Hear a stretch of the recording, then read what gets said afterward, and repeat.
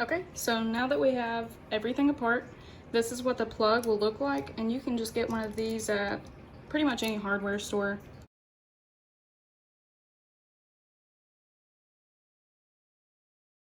It comes with this little gasket, and when this goes over your cord, it gives it a little bit more water resistance. So that's always good to have, especially in an aquarium application. Okay, so I'm going to take this back apart, and you see that pretty much all that holds this piece is these two screws.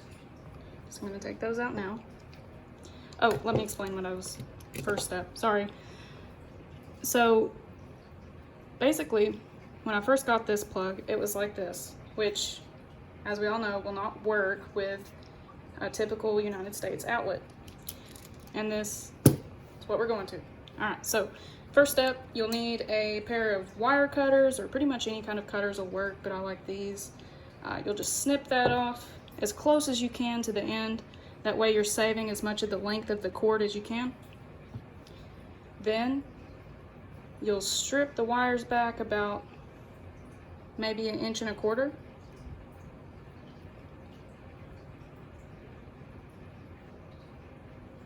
And remove the main insulation, and then you'll peel the insulation off of each individual wire about 1/2 inch.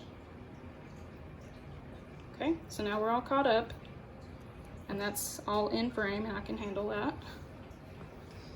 So the first thing is put that on. So that is our gasket. We'll take this back apart.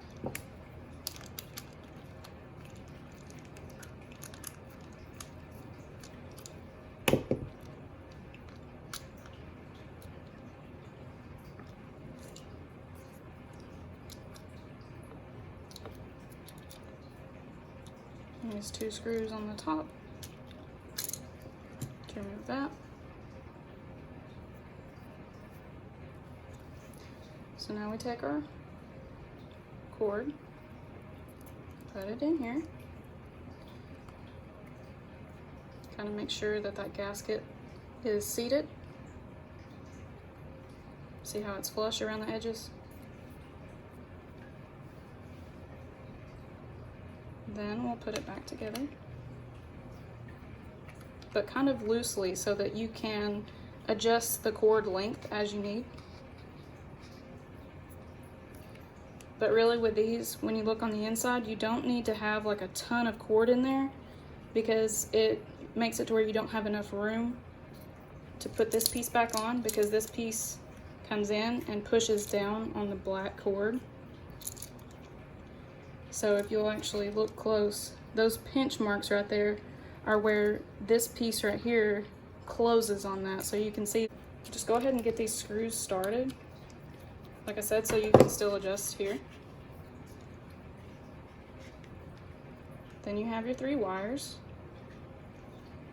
In low voltage applications, typically brown is your load wire, blue is your common, and this wire is actually yellow and green, which is your ground. So in reference from low voltage to AC voltage, that would translate to what you would see on a typical 120 cord, which would be something like black, white, and green. That's what most people are used to seeing, with black being your hot, white being your neutral, and green being your ground. This is the same thing, just different colors for what would be a low voltage application. That's what people typically use. It's standard.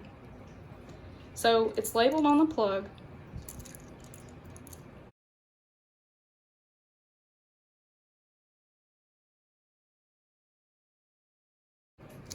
This gold one is going to be the load side.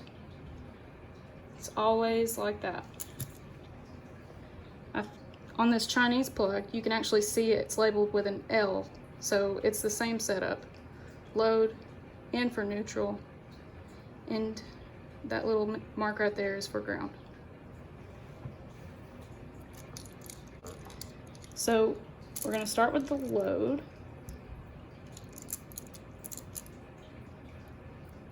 I'm going to place it in there.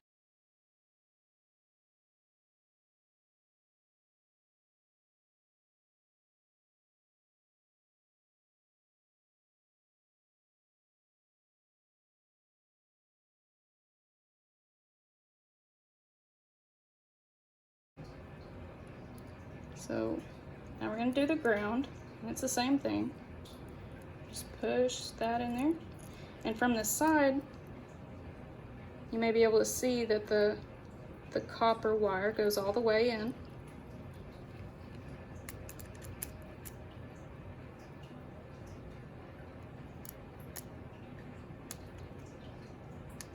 And you want to have your screws pretty tight to make sure you have good connections.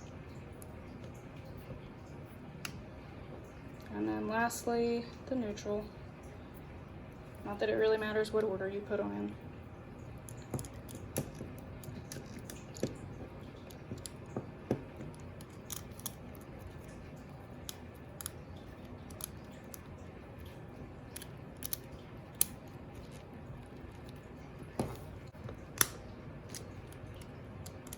And so really tighten those down.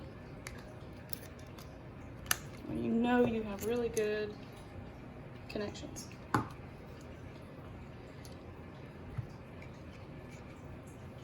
Okay, so we've got these started. We can adjust our length here.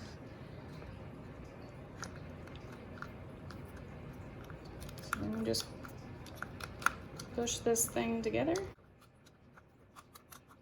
Sometimes the screws want to be a pain in the butt. You have to look for each of those circular places is a different way that the screws can go in. They'll only go like one way. It wants to fight every time. Oh my god, this is so frustrating to watch. I know. There we go.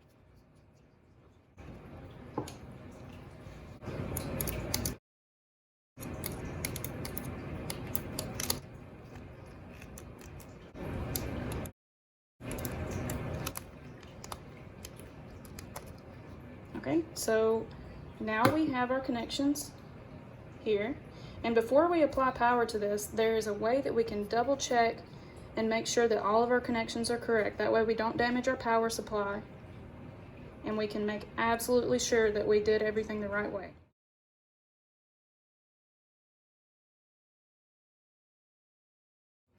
And for this step, you'll need a multimeter. So now we have our multimeter and we're ready to double check our work. The first thing you'll need to do is set your multimeter to the ohm setting. This measures continuity to make sure that you have your connections in the correct place. So remember, okay, so first we're going to test our load. Make sure that your lead is not touching any other prong because we're only wanting to test this one.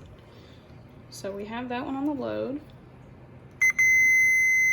Okay, and that means that we have continuity. So this prong for the load corresponds to the load on this plug as well. So that one's good. We'll double check our neutral.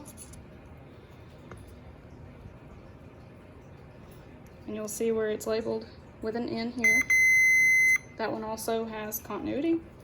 And lastly, we'll check the ground, which is in the middle here. Okay, and that concludes the test to make sure that all of our wires are correct. Okay, the final test we're going to do is plug up our new American style power supply cable to our power supply. Okay, and then this end I'm going to plug into the wall and we're going to check the voltage, make sure everything is correct. Okay, so it's plugged into the wall. Oh, okay, first we got to set our meter. We're going to set it to the V with the dash line, which is for DC voltage, because this power supply converts 120 AC into 24 volts DC for our electronic. Okay, so we're going to touch, and don't worry, 24 volts is not enough to shock you. I just want to prove that it works. Okay, so we have one probe against the outer edge, and we're going to place one on the inside. The reason it shows as a negative voltage is because this is polarity sensitive, and that's just the way that my meter is translating the voltage. So if I swap to the black beam on the outside and the red beam on the inside, it's going to show a positive 24 volts, but that definitely verifies that this works.